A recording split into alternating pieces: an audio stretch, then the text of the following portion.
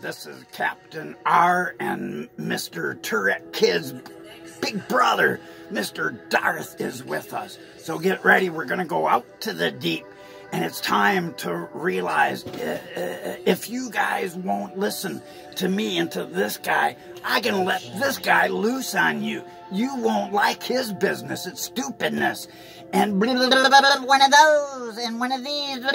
You know, he might give you one of those fingers too. Like that. Don't do it. That's a good way to break your teeth or break your finger. But yeah, he's got the power jab. So get ready. Get set. Enigma time. An enigma is a puzzle solved. Wrapping a puzzle inside an enigma. So it's time for Captain R. Are you ready? Are you willing? Are you able to go out to the deep? The treasure of excellence is calling us. And this is for all good little boys and kids who don't want to mess with stinky fish. Because this guy loves stinky fish. I come down the stairs and he's just yelling stinky fish all night long. And you don't want to get in the way of that kind of mess because he might make you clean some, because we get some pretty darn good hauls. So guess what? Here's the truth. Wide is the way unto hell, and it is paved by commercial interruption. Live, uninterrupted, Murphy's Law. If it can go wrong, it will. It does. Hell is paved with love. It really is conditional love, where every day we rationalize, justify why it's okay not to love, not to forgive, not to be kind and gentle and long-suffering and patient with people. Why not to be merciful? Why to be a spiritual bigot? It's never all right for any of that shit. Love that is not unconditional is not even love. There's that guy. This is Mr. CC guy. CC, we'll call him CC, and he's the animal guy. And he's gonna come over and spit in the eye of anyone that is not respecting and bowing down to the scepter of all authority. He holds the scepter of love. Behold the eye of love. And look deeply and remember that as you are mesmerized, he'll bring it in, he'll bring it out. And guess what? He will control the vertical. He will control the horizontal. So get ready, because this is the time that we must realize we got to beat the sword into the sickle. Can you get along with that? That just means to change our conditional love into unconditional. So we learn the ways of war no more. So welcome. And this guy, he likes going ballistic over stupidness when people won't believe the truth. And anyone that doesn't believe what we're saying, it's like they're from a different planet. So get ready, because we're going really deep. And if you go deep with us, you're going to be in for a time for fireballs. And anyone that doesn't graduate from our class, they get to walk the plank. And he got the big sword, and he's pointy with that sword. And he'll stick you where the sun don't shine. So guess what? Anyone that does not believe in the prophecy of beating our sword into the sickle off this Latter-day Mountain, they will be walking that plank. And as they let their love become desensitized, they'll be cast out into the outer limits of J. Davy Jones' locker. And you can take that from the holder of the eye of the beloved.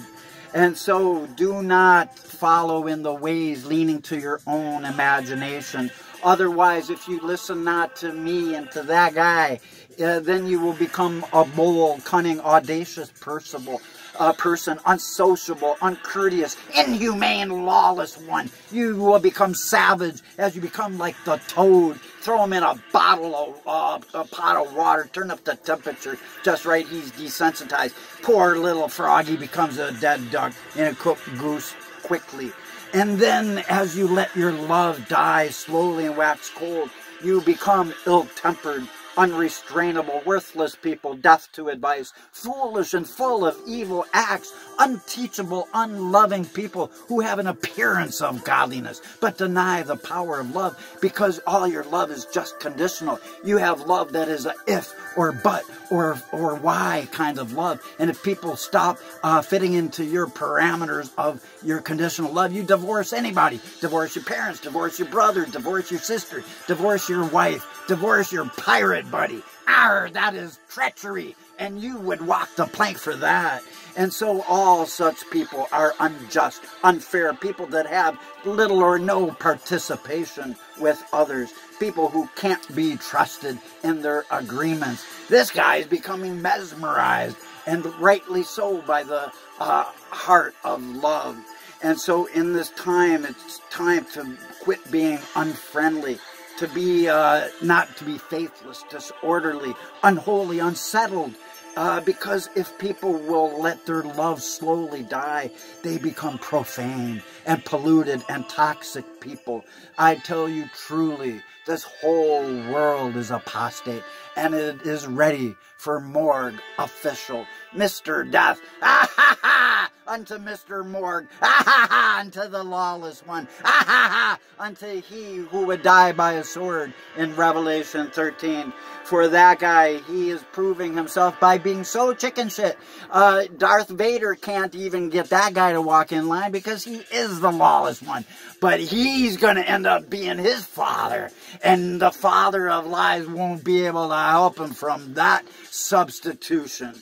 And so in this hour, you got to stop being indecent, destructive, murderous, because if people let their love die, they become irregular, disgraceful, shameful, and they start doing and suffering all infamy. They become colorless, immoderate, insolent, and vagabonds of the spirit. So it's time to realize that if we can go 2 steps forward, 1 step back, but one thing we cannot do, if we deny love who's living in us, we are committing blasphemy of the Holy Spirit, kicking God right out of our hearts.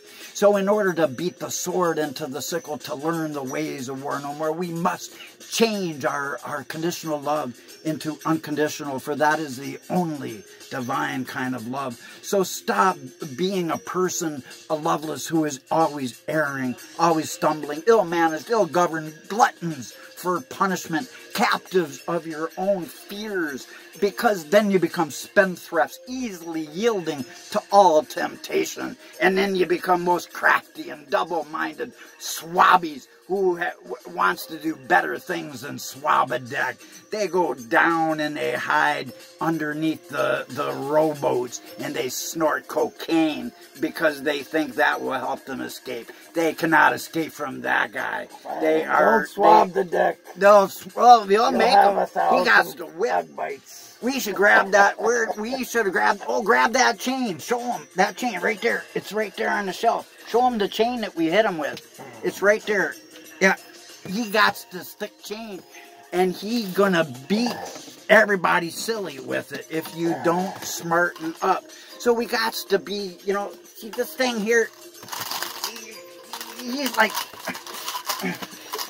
that with people. He just wants to bonk them on the bonker. And he bops them on the beeper, too. He's not playing around. I'm not either. Because we are pissed off at people being so stupid. They end up being full of tears, evil, frantic, besides themselves, because they let their love die. And they become people with no character or very little, contriving evil, eager for disgraceful gain, because they become selfish and willing slaves, eager enemies, demagogues. Do they become ready to walk the plank? And as they do, they will be outed, not as gay, but as very unhappy people who are bad stewards, stiff necks, and they're walking dildos with ears, most of them, and they're all pointing to other people, saying, oh, we condemn you for your sin. We got a different sin. Half the straights out there are walking dildos with ears. Half of the straights, or most of the straights, all are porn addicts out there. Can you say R to the truth? And they point at the gays. Can you believe it? putting them down because they got a different sin. And when meanwhile the ones pointing, they're pointing at logs in their own eyes, they're pointing at little slivers in other people's eyes. So it's time to stop being outcast and confused, because then we become mocking, injurious, vain, and full of unmitigated, unalloyed misery. For he who stands opposed to God's end-time word of love stands against the culmination of all that has ever been. Can you say R to that? Happy Halloween. R.